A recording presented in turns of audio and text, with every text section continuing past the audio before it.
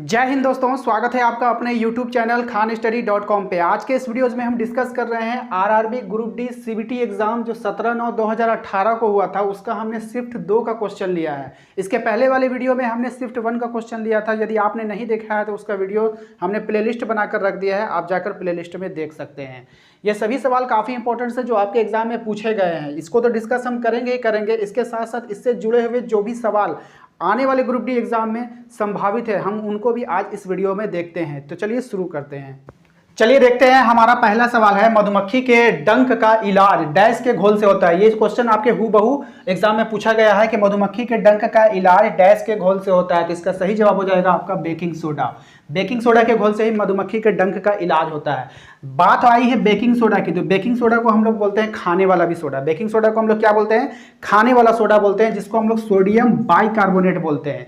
इसे याद रखना सबसे आसान होता है। देखिए, बाई का मतलब याद एक होता है खरीदना। बाई का मतलब क्या होता है? खरीदना।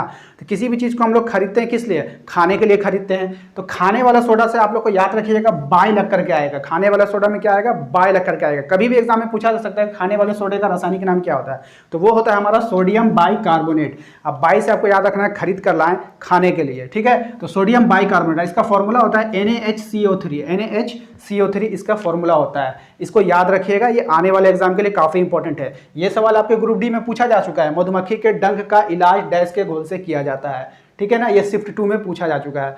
तो अब चलते हैं हम इसका। देखिए, एक होता है धोवन सोडा। क्या होता है? धोवन सोडा। इसका रासायनिक नाम होता है सोडियम कार्बोनेट। क्या होता है? Sodium carbonate. और इसमें बाई नहीं लगा है, ठीक है ना, तो हम उसको नहीं खरीदेंगे।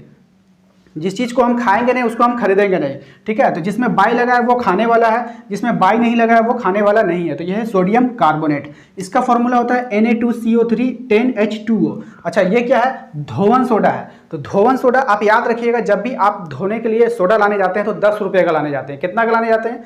10 रुपये का लाने जाते हैं। तो आपको यहाँ पे 10 लिखा हुआ मिलेगा, इसमें आप कंफ्यूजन नहीं होइएगा। कभी कभी फॉर्मूला में क्या होगा ना, ये 10 नहीं देगा, डायरेक्ट Na2CO3 H2O दे देगा, 10 नहीं देगा। और कुछ ऑप्शन में 10 रहेगा, तो 10 वाले को आपको क्लिक करना है। आपको याद रखना है कि आपने धोवन सोडा कितने के लाने गए हैं? 10 रुपये का लाने गए हैं, ठीक है। उसके बाद देखिए, यहाँ से आपको एक क्वेश्चन निकल कर आता है कि मधुमक्खी के पालन को क्या कहते हैं? मधुमक्खी के पालन को हम लोग कहते हैं एपीकल्चर। क्या कहते हैं? एपीकल्चर। मधुमक्खी पालन को कहा जाता है एपीकल्चर। देखिए, मधु का मतलब क्या होता है? मीठा, शहद, ठीक है। तो याद कीजिए, जब आप लोग सेब खाते हैं तो सेब खाते हैं तो क्या बोलते हैं? एप्पल खाते हैं तो एप्पल खाते हैं तो कहते हैं ना आप कि ये एकदम मीठा है ना, बहुत मीठा है। तो एप्पल से आपको रखना है एपी, एप्पल से रखना है एपी कल्चर, यानी मधु की तरह मीठा है, ठीक है ना, शहद की तरह मीठा है। सेब किसके तरह मीठा है? शहद की तरह मीठा है। तो उससे आप लोग याद रखिएगा एपीकल्चर, ठीक है ना। चलिए हम अगले सवाल पे चलते हैं। हमारा अगला सवाल है कि डैश एक प्रस्वेदी यौगिक है, और इसका जवाब हो जाएगा कलीचूना। ये आपके सवाल पूछा गया, हूबहू आपके एग्जाम में पूछा गया था शिफ्ट 2 में कि डैश एक प्रस्वेदी यौगिक है, उसका आंसर क्या होगा? कलीचूना। देखिए, प्रस्वेदी, सबसे पहले समझिए कि प्रस्वेदी यौगिक होता क्या है। देखिए, वैसा पदार्थ जो हमारे वातावरण या फिर हमारे जलवायु में से जो नमी और कार्बन डाइऑक्साइड को सोखता है, जो नमी और कार्बन डाइऑक्साइड को सोखता है, उसे हम लोग कहते हैं प्रस्वेदी। और ये कलीचूना बखूबी कर लेता है, ठीक है। चलिए हम अपने अगले सवाल पे चलते हैं। हमारा अगला सवाल है कि कौन सा ऊतक पौधे को कठोर बनाता है? कौन सा ऊतक पौधे को कठोर बनाता है? इसका जवाब हो जाएगा समलेरेन कायमा। समलेरेन कायमा ऊतक पौधे को कठोर बनाता है। इसकी जो बनावट होती है ना, वो गैप नहीं होता, इन ऊतकों के बीच में कोई भी गैप नहीं होता है, वो काफ़ी जटिल से जुड़े रहते हैं, जिसके कारण ये पौधे को क्या करते हैं? कठोर बनाते हैं। और ये पौधे को सुरक्षा भी प्रदान करते हैं। अगर आपसे पूछ रहा जाए कौन सा ऊतक पौधे को सुरक्षा प्रदान करता है, तो यही होगा समलेरेन कायमा। समलेरेन कायमा ऊतक पौधे को सुरक्षा प्रदान करता है। हमारा अगला सवाल है कि रक्त में शर्करा स्तर में वृद्धि का पता चलता है किससे? ठीक है, रक्त में शर्करा स्तर में वृद्धि का पता चलता है। तो ये जो पता चलता है हमारा अग्नाशय के द्वारा। किसके द्वारा पता चलता है?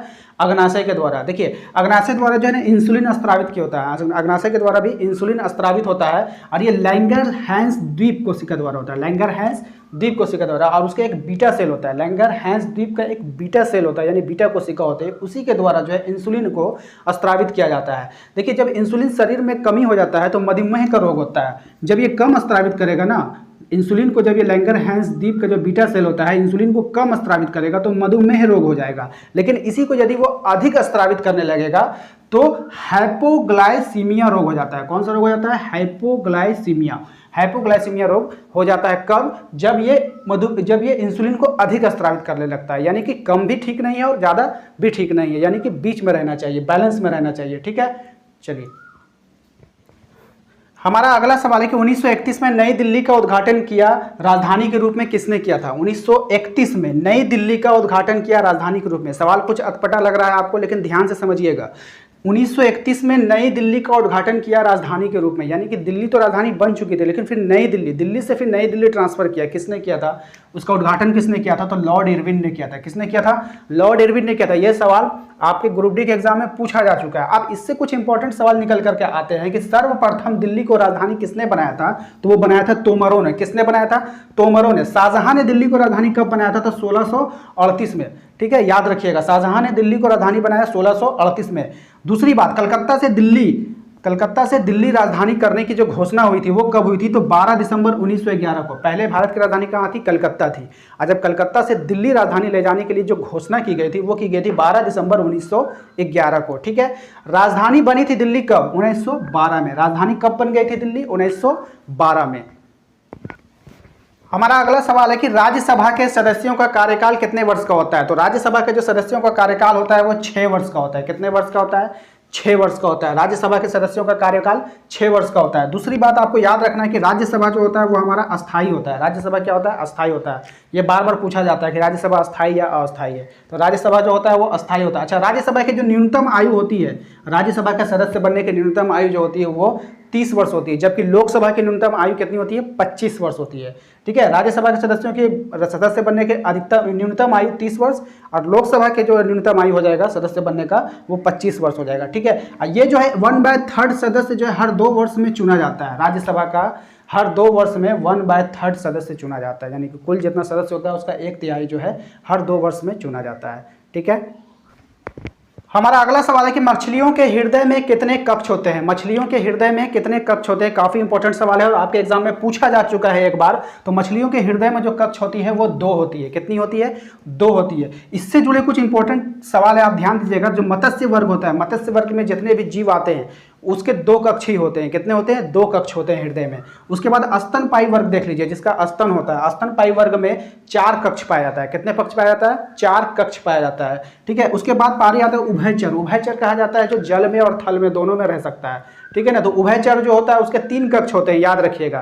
ठीक है, उभयचर होते हैं जो 3 कक्ष होते हैं। उसके बाद आता है कॉकरोच। कॉकरोच में कितना कक्ष होता है? 13 कक्ष होते हैं उसके हृदय में, 13 कक्ष होते हैं। और केचुए में 4 जोड़ी कक्ष पाए जाते हैं। केचुए में कितने पाए जाते हैं? 4 जोड़ी कक्ष पाए जाते हैं।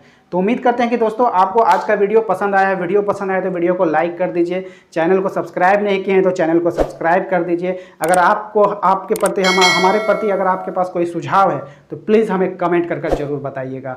मिलते हैं अगले वीडियो में। जय हिंद।